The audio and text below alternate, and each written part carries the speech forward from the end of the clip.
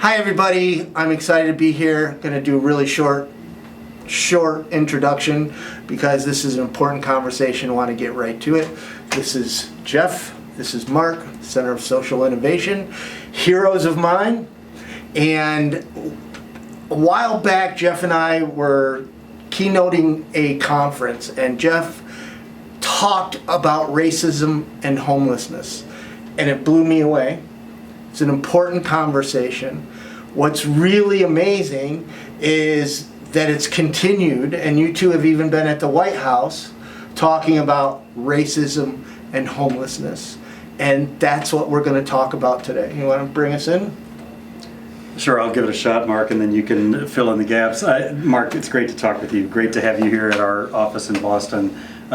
You're a hero of mine and have been for a very long time.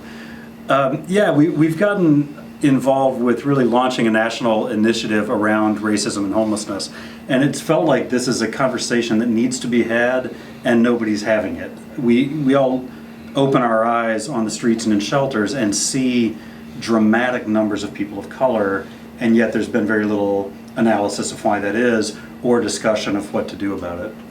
Yeah, so as Jeff said, if you look at the numbers of folks experiencing homelessness in America, about 45 to 50%, depending on what you're reading, of folks in shelter are Black folks.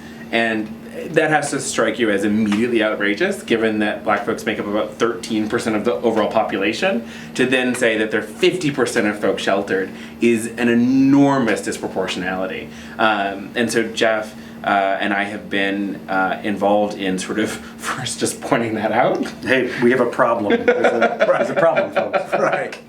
Yeah. And then trying to implement some solutions and to think through with our partners all around the country how we might begin to address that disproportionality and where in the various sort of systems and continuum of care we might begin to implement fixes. And one of the things we're trying to do is debunk myths. And one myth is that people of color are more likely to be homeless because they're more likely to be poor. Mm-hmm. But even when you control for poverty rates, the disproportionate number of people of color in homelessness is much, much higher. And so that's one sort of myth to be blown up. Another is that the same myth that we all fight against around homelessness is people make bad choices and therefore they're homeless. And we embrace a point of view that is much more structural than that people are homeless because of the structural forces stacked against them, up to and including institutional racism. Right.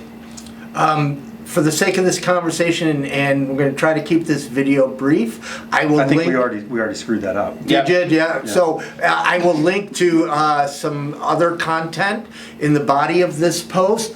But how about, for the sake of this conversation, how did we get here, where we're at, and the solutions to change? Well, Marc has a brief half-hour talk about the history of housing policy in the United States. Go ahead. Just a quick 45 minutes and I'll be done. Is that okay? So I think that the most important thing to think about, right, is redlining and the way in which the Federal Housing Authority for many, many years backed a set of policies, right, that said that there would be no mortgages available to folks of color or even just sort of areas that were predominantly populated by folks of color. That didn't officially go away until 1968, didn't really go away until several years after that when we got to sort of implementation of the Fair Housing Act.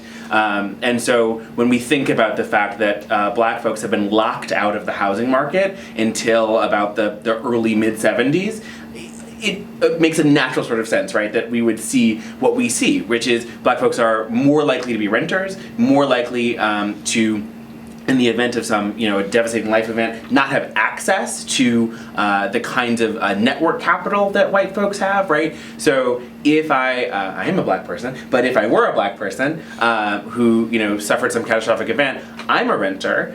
My friends do not own their homes, right? Because I have a lot of friends of color. And so there isn't as much in my community for me to turn to. And so the pathways into homelessness are much shorter for folks of color. We also think that the barriers to exit from homelessness are much greater for people of color as well. So right. If you look at overt and covert discrimination in housing, in employment, in criminal justice, it makes it much easier for people of color to become homeless and much harder to leave homelessness. So that brought us up to today, and you guys already kind of said what the ratio was. So what are the solutions? What can we do about it? You could all stop being racist. Everyone stop. We could solve racism and solve homelessness. I mean, I think your question's a really good one, and it's the question we often get, that we raise this problem and then people say, this is all a little overwhelming. Right. How do you end racism? How do you end homelessness? And I think the challenge, of course, is if we could end homelessness for everyone, that would work for people of color as well. In the meantime, I think we've got to target our solutions. First of all, that means understanding the problem better, Right. doing the research, doing the data gathering. We're involved with that right now, working in 10 cities across the country to do qualitative and quantitative data collection to try to understand this problem better. Secondly, start testing some solutions, really looking at racial disproportionality in the data at the local level and trying to figure out how to turn off the faucet at certain points. So we think about the pathway from incarceration into homelessness. We think about the pathway from foster care into homelessness. These places where large proportions of people of color are entering homelessness, can we create interventions at those transition points that will stave off the problem?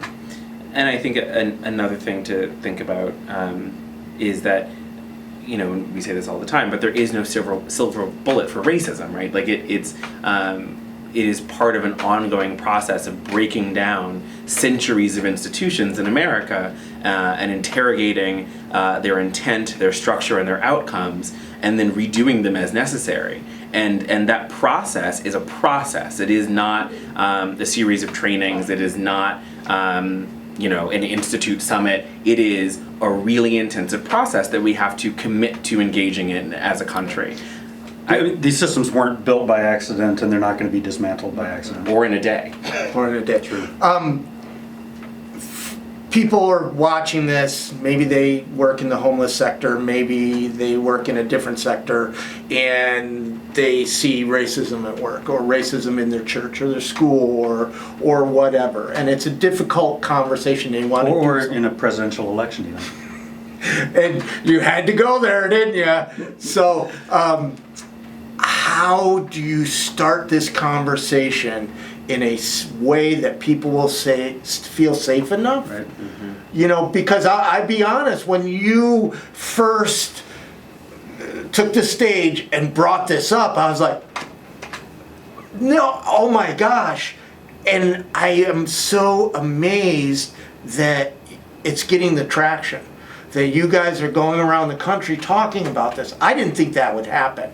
So it has to be a community where you feel safe enough to come in and talk about feelings and stereotypes and beliefs that are wrong and need to change.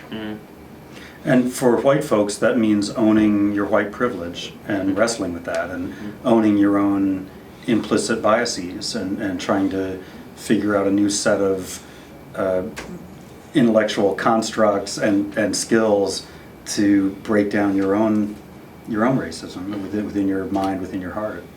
And I also think that it means committing to, you know, so I want to delineate between, you know, the two aspects here. One is the sort of interpersonal, right, of seeing a nasty, bigoted interaction or remark, right, and being sort of courageous enough to step into that space and challenge it, right? I think the other key component is, you know, again, sort of tackling our systems and saying, we're going to do, it's intensive and difficult work to say, as an organization, as a community, as a city, we're going to do an audit of all of our policies and say, what here produces inequitable outcomes? How does it do that? And how do we change it to redress it, right? What needs to be abolished? What needs to be rewritten? What needs to be tweaked? Like, those are commitments that have to be made. And I think that, you know, in sort of working with communities, one of the things that I think we found is that people are actually hungry to figure out what part of equity they can own, because it is overwhelming. It's really, really big to say, today we're going to take on capitalism. And that's, I think, not what we're asking people to do. We're asking people to look into their own communities and say, what part of justice do I own? And how do I own it? And how do I make it happen? Right. And that, I think, is very possible. So one of the things that really struck me, and I don't know if I was at a panel at the National Alliance where you guys were on, I don't know if you guys brought it up or another panelist, but one of the point was... If it was smart, it was us. Yeah, okay. And if it's controversial, it might have been us. that I know. That speaking up for justice, you often get punished. Yeah. So whether I want to or not, I might have kids to feed, I might have a mortgage, I might have something, and I see something at work that's wrong and I speak up about it, I'm unemployed. Yep. And it makes it really hard.